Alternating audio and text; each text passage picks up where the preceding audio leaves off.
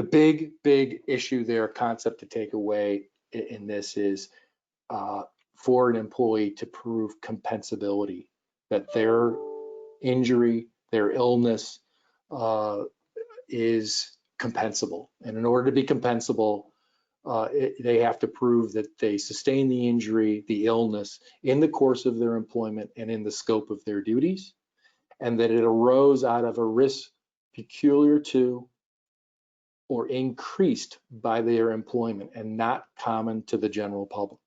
So example of this is someone in their business place walking down the hallway and they just trip over a stairs. Could be compensable and could be determined to be compensable if they're injured in that. But the defense immediately against that type of claim is going to be, you were not exposed to a hazard that's any greater than the general public. Again, different jurisdictions have a more conservative or a more liberal view on how they treat employee injuries. And it may depend upon that jurisdiction as to how those things play out.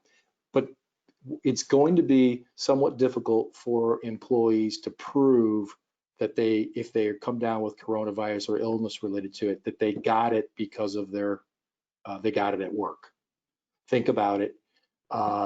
This is everywhere, and to the extent that people are out and about and with other people over a period of time, the argument that they got it at work could be very difficult to prove. The most vulnerable type of employments are going to be those that have this peculiar exposure to a lot of this risk. Think of healthcare, hospitality, travel, etc. Those are the more likely ones. And here's the deal. If it's deemed compensable under the state act, then your policy should respond.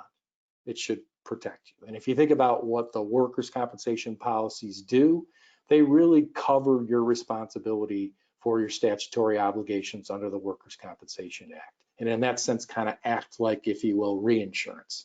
It's there to ensure what your obligations are. And if your obligations are, it's compensable, then your policy should pay.